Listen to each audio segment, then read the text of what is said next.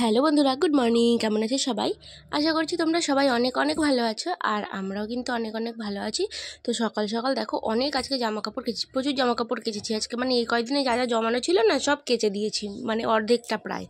সব তো আর কাচা যায় না, আমার বাড়িতে যেহেতু মেলা জায়গার সমস্যা সেই জন্য সব কাচতে পারি না, তাও অনেকটাই কেচে দিয়েছি। এই সামনেটা দিয়ে দড়িটা দিয়ে সব মেলে দেবো, আর ওই সাইডে আর একটা দড়ি আছে, সেদিক দিয়ে ওই যে মেরে দিয়ে চলে আসলাম। তারপর আবার ওই ঘর থেকে ডাকলো, তারপরে ওদিকে গেলাম। জামা কাপড়গুলো তো সব হয়ে গেল মেলা। এবারে হচ্ছে বড় কাজ, সব থেকে বাসন মাজা। জামা কাপড় তো না হয় গরম জলে কেচে দিয়েছি, অসুবিধা হয়নি। বাসন মাজতে গেলে ওরে বাবা হাত মনে হয় কি জমে যায়। তো এখন ঘর ছাদ দেবো, কোনো কাজই তো হয়নি, উঠে আগে জামা কাপড় কেচে দিয়েছি। রোদ উঠুক না উঠুক, যেটুকু হাওয়া হবে তাতেই শুকিয়ে যাবে। এখনও ব্রাশও করিনি, উঠেই আগে জামা কাপড় কেচেছি। আর দেখো কালকেরগুলো এই যে এখান দিয়ে সব মেলে রেখে দিয়েছি। কালকে না পরশু দিন কেচেছিলাম, কালকে তো কাচিনি, রোদ ওঠেনি বলে। কালকে শেষবেলার দিকে রোদ উঠেছিল, ওই জন্য আর কাজ নেই। আজকে আবার শ্যাম্পু করবো, প্রচুর কাজ আজকে সারাদিনে। ফোন হাতে না টাইম পাবো কিনা তারও ঠিক নেই। তো এখন আমি ঝটপট করে আগে কাজগুলো করে নিই, তারপর আমার বরকেও ডাকতে হবে, আবার আজকে আগে আগে যাবে কাজে। তো আমি যাই ঝটপট, তারপরে তো তোমাদের সঙ্গে সব কিছু তো শেয়ার করবোই। আর আমার বর চলে গেছে গাড়ি নিয়ে। তো গাড়ি নিয়ে যাওয়ার পর না এই যে গলিটা আমি ভালো করে ঝাড়টার দিয়ে পরিষ্কার করে দিই, আর এখানে বসে রিহু সব খেলা করে।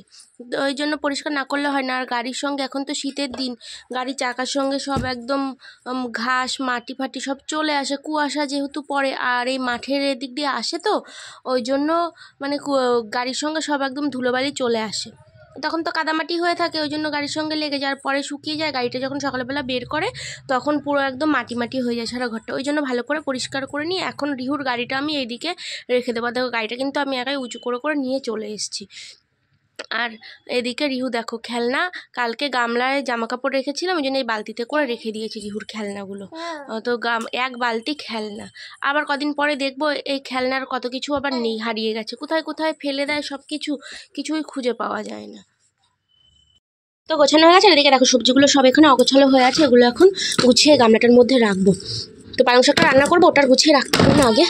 এই আলুগুলো মানে আলু পেঁয়াজ টমেটো যেগুলো আছে বালতিতে করে রেখে দিই। তো বালতি বাদ দিয়ে এখন এই যে গামলাটার মধ্যে সব গুছিয়ে গুছিয়ে এখন রেখে দেবো।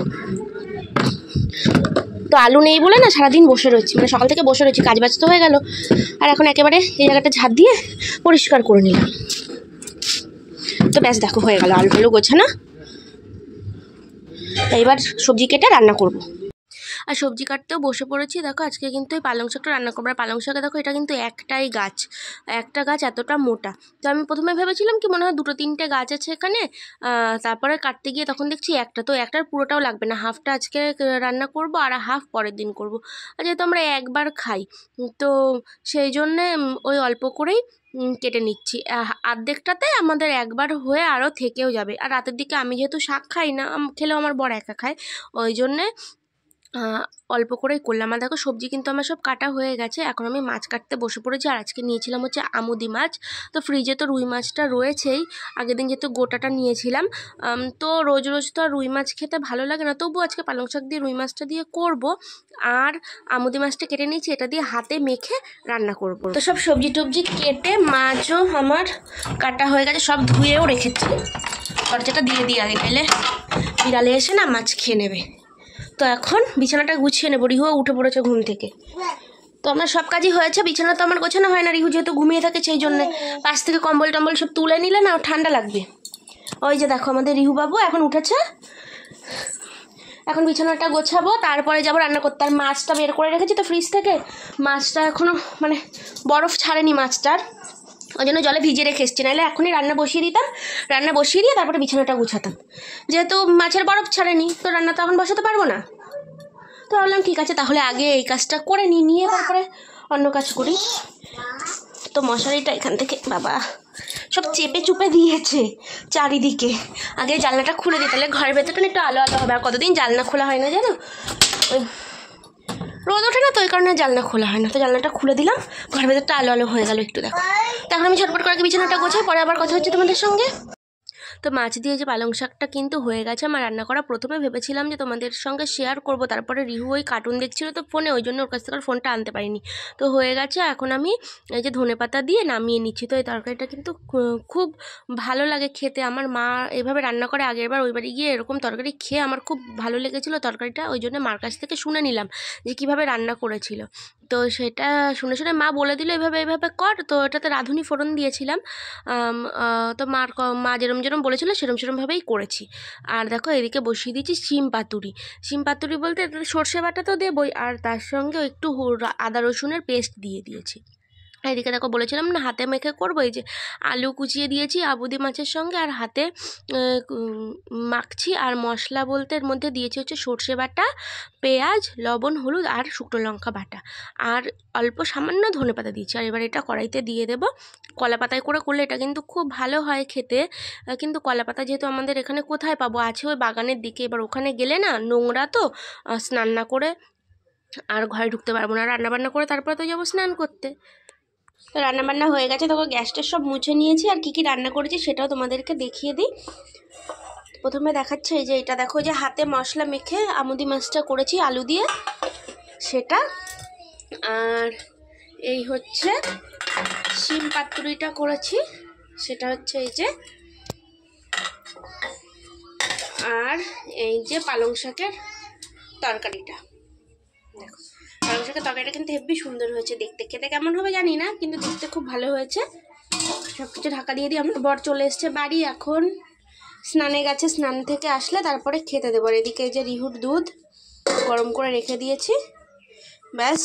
আর দেখো সব হয়ে গেছে। আর এখানে শুধু কড়াইটা আছে, এটা মাজলেই কমপ্লিট হয়ে যায়। তো দুপুরে খাওয়া দাওয়ার পরে যখন বাসন মাজবো তখন একেবারে কড়াইটা মেজে নেবো। তো অনেকদিন তোমাদের সঙ্গে চা বানানোর ভিডিও শেয়ার করি না, আজকে কিন্তু আবার চা বানাতে বানাতে তোমাদের সঙ্গে গল্প করতে চলে এসেছি।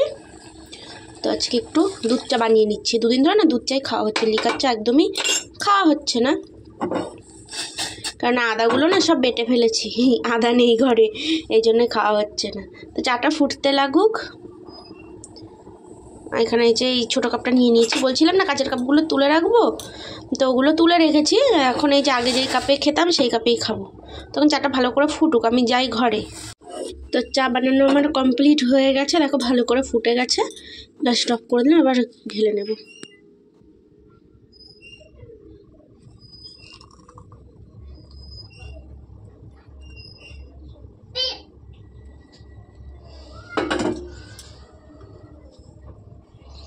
একটুখানি বেশি হয়ে গেছে, অসুবিধা নেই, ওইটুকু আমি পরে খেয়ে নেবো।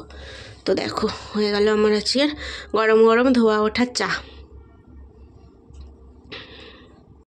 তো সন্ধেবেলা না ওই ঘর থেকে দিয়েছিল ডাল, সেটা আর গরম করা হয়নি। এখন রাতের বেলা একেবারে গরম করে নিচ্ছি। রাতের তরকারি সব তো গরম করছি, তো একেবারে ডালটাও গরম করে নিচ্ছি। যেটুকু খাবে খাবে, আর ফ্রিজে রেখে দেবো। তো ভিডিওটা আজকে আর বেশি বড় করবো না, ভিডিওটা এখানেই শেষ করছি। আমার ভিডিও যদি কারোর ভালো লেগে থাকে তাহলে অবশ্যই লাইক কমেন্ট শেয়ার করে দিও। যারা যারা চ্যানেলে নতুন বন্ধু আছো তারা কিন্তু অবশ্যই আমার চ্যানেলটাকে সাবস্ক্রাইব করে দিও। তো এখন এই যে সব গরম টরম করে খাওয়া দাওয়া করে নেব। আর তো কালকে আবার দেখা হবে নতুন ভিডিওতে। আজকের মতন ভিডিও এখানেই শেষ। তো তোমরা সবাই ভালো থেকো ততক্ষণ, আর আজকের মতন টাটা, গুড নাইট।